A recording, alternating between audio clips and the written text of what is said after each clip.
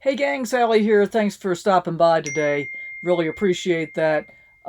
Just want to give you a heads up that the video that you're seeing today was actually shot about a year ago in 2022. I decided to go ahead and keep publishing the older content because I've been finding it really interesting in chronicling my experience to see the difference in how I was living a year ago versus how I'm living this year. I hope you find that interesting as well.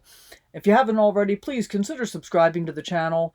If you think you subscribed, double check to make sure, because YouTube has been spontaneously unsubscribing people from a number of different channels.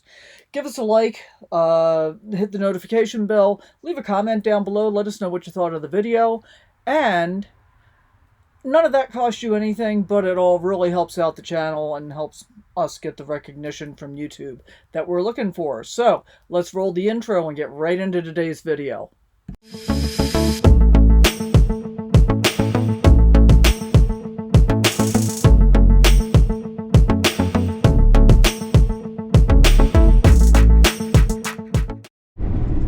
Alright, so after 3 days at the Bear River Casino, waiting out some really heavy rainstorms, I'm finally moving again today, and we're actually going south for 5 or 6 miles.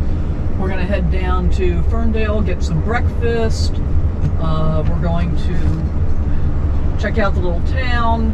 It's actually very cool. It's got, I think it's the largest well-preserved collection of Victorian houses in the West, if I'm recalling that correctly. I've been here once before. In fact, I seem to recall seeing the effects of earthquakes. In 1,000 feet, turn right onto California 211 South.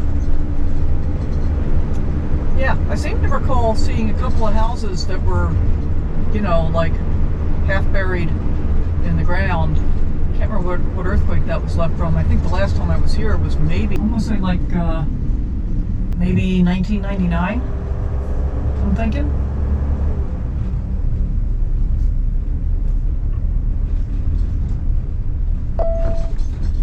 Continue on California 211 South for 5 miles. So here we go with historic Fernbridge Bridge, which is a bit narrow for modern vehicles. Built in 1911. I think it's the oldest operating poured concrete bridge in the country. Okay. And I'm going to be looking straight out at the road here because there's basically no shoulder. Yeah. But we can enjoy the view later.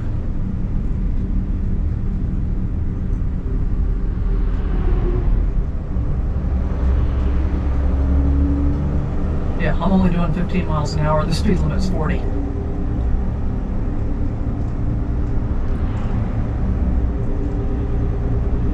I seem to recall that there's some app you can get that helps you get over certain fears. So like, I've got a fear of heights. And I think I'm going to do some checking into that, because just forcing myself to drive on things like this doesn't get me over the fear at all. Actually, my stomach's kind of in knots.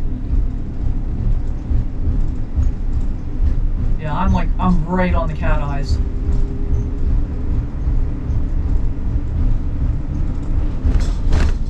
Okay, that was fun. Now let's pick up the speed a little bit. It's like I couldn't get my foot to push the accelerator. Ferndale is famous for its dairy heritage. Oh, and see this barn coming up on the right here with the quilt square on top of it? Apparently there's like a whole tour of those you can do with all the different quilt squares. Well, good to know we're out of a tsunami hazard zone now.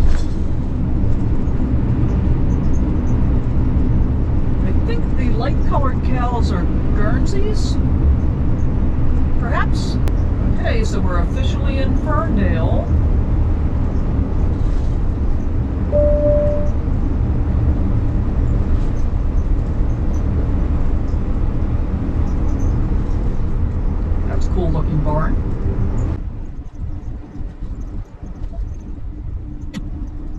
sign said, whew, the sign said RV and bus parking 1 mile, and at that time that it said my destination was 9/10 of a mile.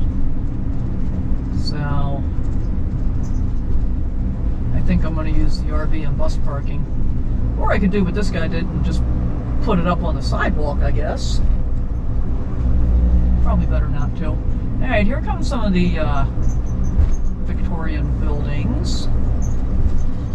Super cute.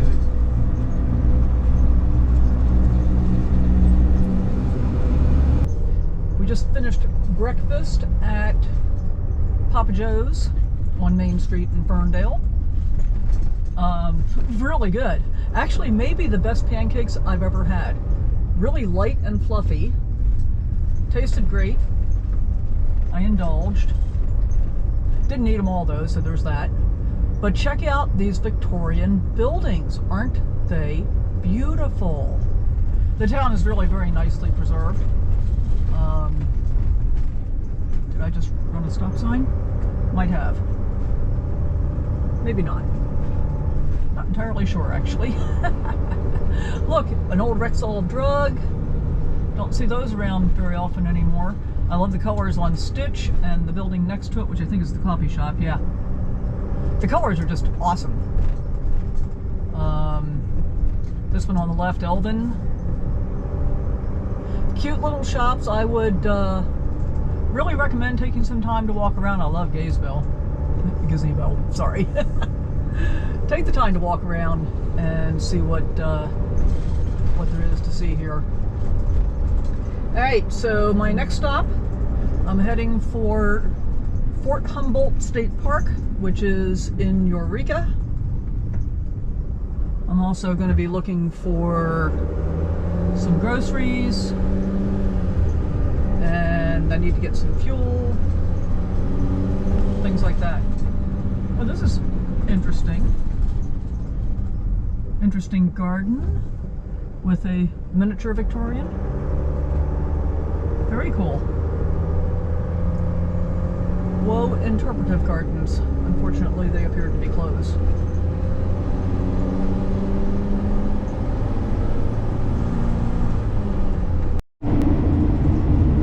How pretty is this? I'm still marveling at what a beautiful day it is right now after 3 days of pouring down rain almost non-stop, plus a lot of wind and stuff.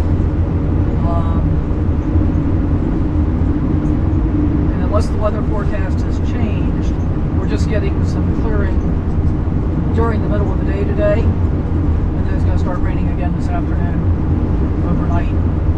But then I think tomorrow it's clear again during the day, so that'll be nice. It'll be even nicer if the temperature would warm up some.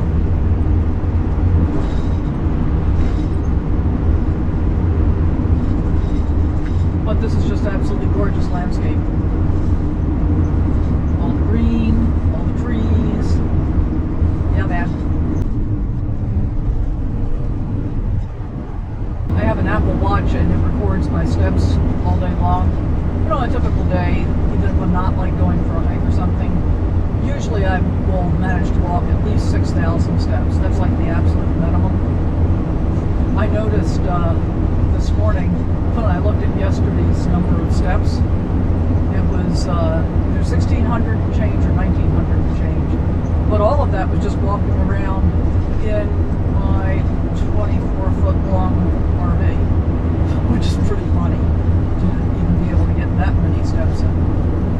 I was starting to feel a little bit of cabin fever by yesterday afternoon after so much of basically just sitting inside for 3 days. We had a break in the rain for, I don't know, maybe half an hour yesterday at the most.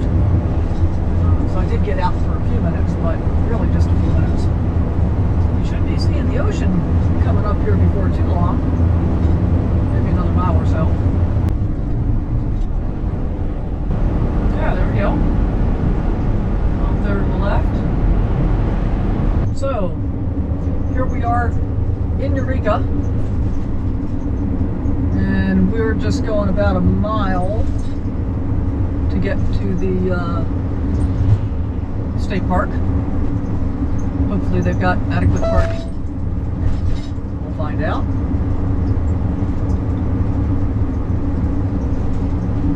It's kind of a cute small town.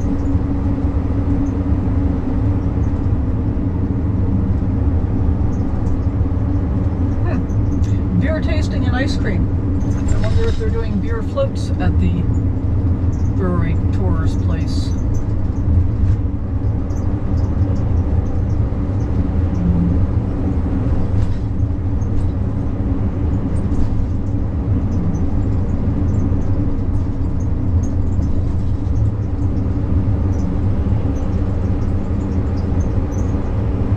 Wow, $6.94 at the 76. I probably should have got gas back in Fortuna, or diesel. In a quarter mile, turn right.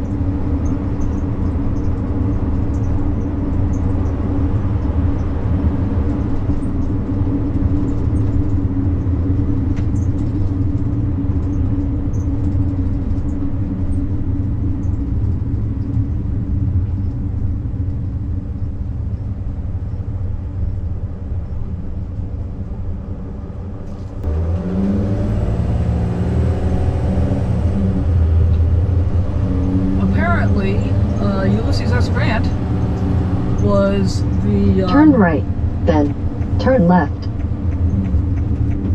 commander at Fort Humboldt.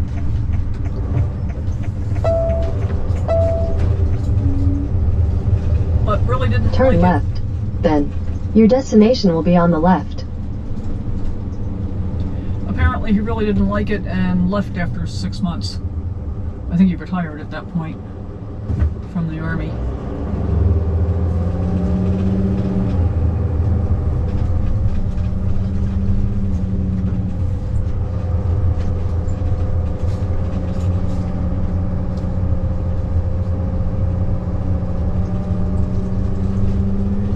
And I'm learning the lessons of not getting too close to the trees.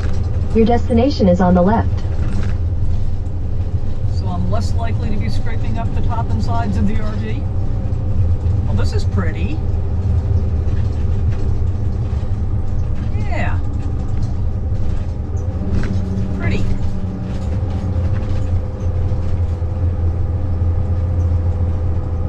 Okay, well, let's just check this out.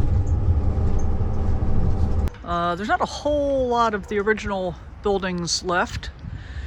The fort was first established in 1853 because Humboldt Bay started attracting settlers in the early 1850s.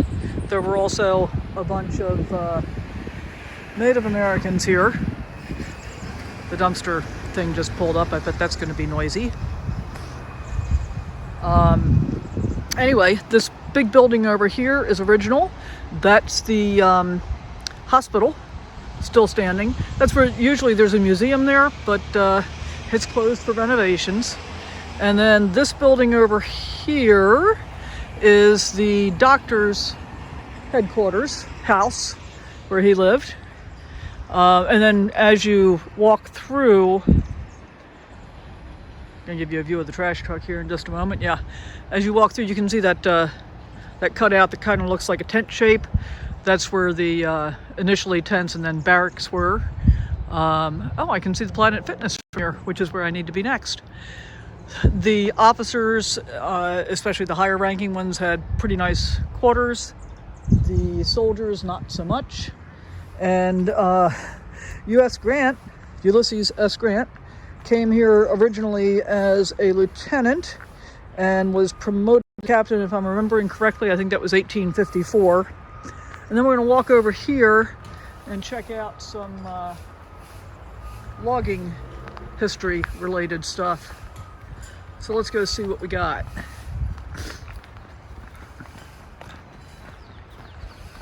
I did walk all the way around the grounds and everything.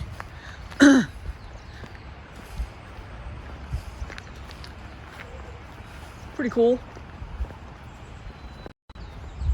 That's an interesting implement. Or two.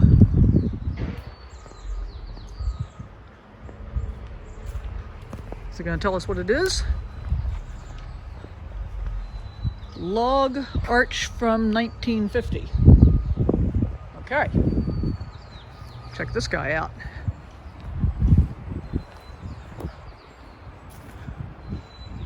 Alright, well this stuff seems to be mostly take a guess. Oh, but wait, we got like a whole barn here with stuff. Let's see what that is.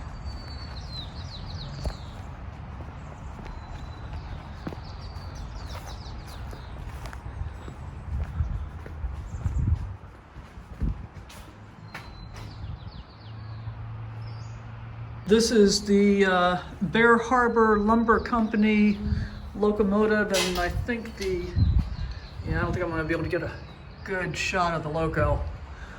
Pretty cool looking. Cost $2,412.70.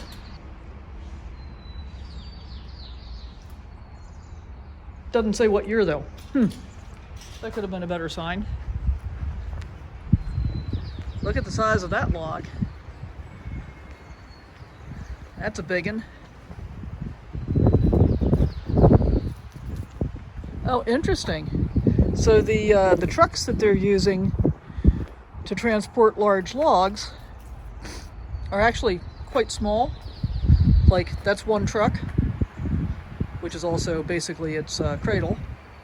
There's another one. So I guess however long the logs were was how many of those they'd put together. All right, this is cool. That's cool. They could have definitely done a better job of signage with this stuff. This is the Willamette Steam Donkey.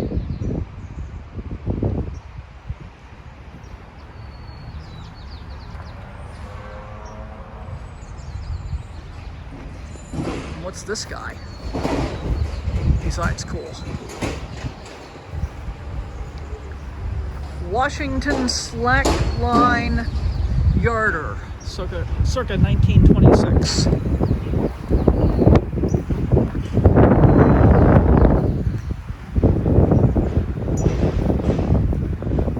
Wood donkey. I wonder why they call them donkeys. If you have any idea, put it in the comments down below. Just take a guess. That's what I would do.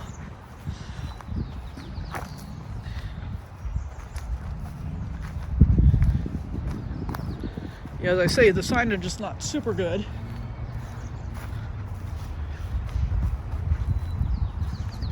They're not even telling us what this one is, unless it's on this big sign.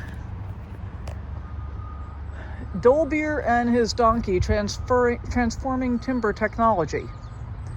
Did you notice the massive logs along the trail? I did. I'll show them to you in a minute. So originally called the Dolbear logging engine, the name steam donkey originated from early loggers. They insisted that the original model looked too puny to be rated in horsepower. As you will see from the variety of models along this trail, the steam donkey evolved rapidly from smaller prototypes. Soon larger models were created that practically plucked trees right out of the forest. Well, alrighty then. I guess this is the original Dolbear steam donkey. Very cool. A single mill. Yeah, this stuff's pretty dangerous. Here's a goodly sized log. Some areas of the forest were simply too rugged and remote for easy lumber transportation, so much of the woodwork was done on location. Loggers established sites called split stuff camps. When the boards were cut from fallen trees, the leftovers did not go to waste, turned the material into small and easily transportable products, like shingles. And oh, by the way, just something to be aware of for those of us that spend most of our time in drier climates. I'm walking on a asphalt paved trail here, but it's actually pretty slick because it's very moist and it's covered with, you know, like green moss stuff. So go figure. Here's a piece of railroad left over.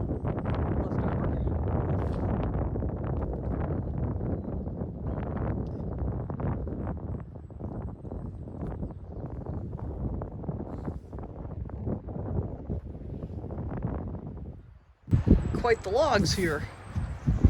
Very cool.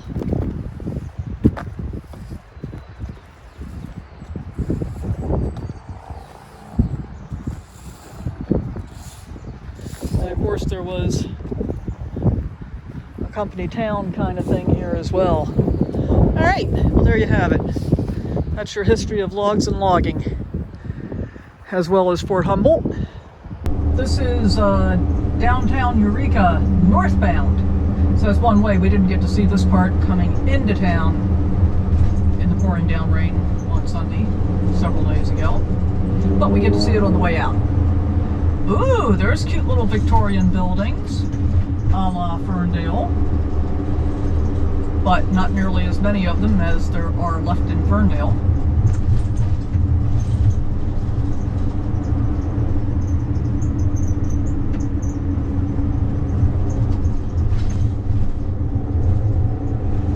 A cute little row. Nice. Very nice. This block looks newer. Look at this cool brick building on the right there. That's cool.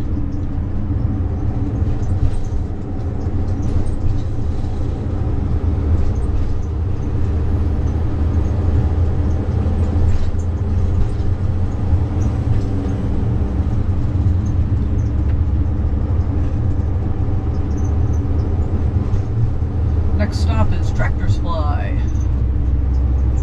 We're going to top up on propane. Oh, cool mural kind of thing on that building. Not really a mural, more like a 3D painting, abstract thing. Which, that didn't make a whole lot of sense. Anyway, we're going to top up on propane. And then I should be able to check in to my RV park anytime after 1 o'clock, and it's supposed to be directly across the street from what used to be Patrick's Point State Park and now is Segmu, I think. It's now a Native American name.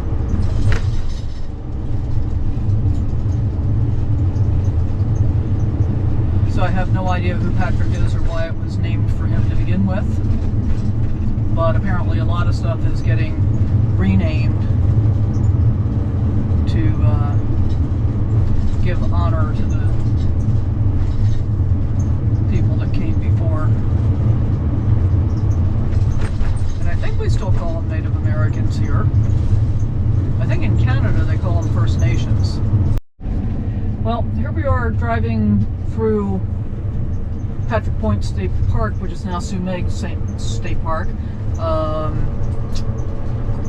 And I'm not real happy having the motorhome down here. The turns are like super tight, the road's really rough as you get further back in there.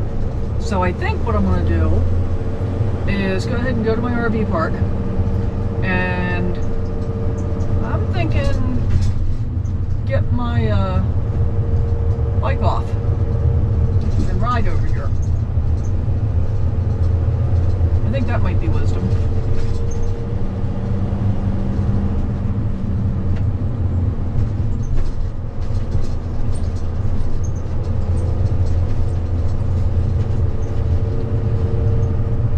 But I'm gonna pull up at the visitor center, check in there for a couple of minutes, and see what it is that I might want to be doing.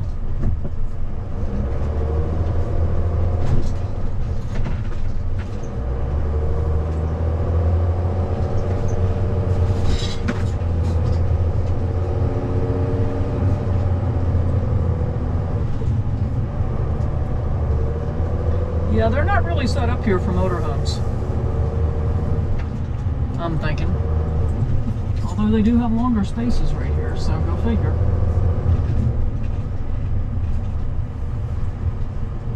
So we just drove through Sue Meg State Park, which used to be known as Patrick's Point.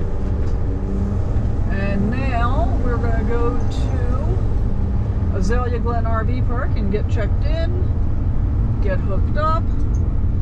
I just had a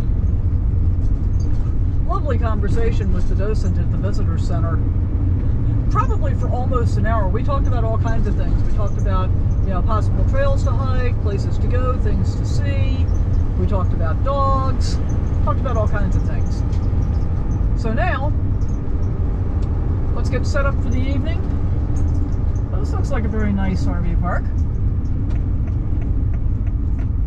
We'll find out how nice it is.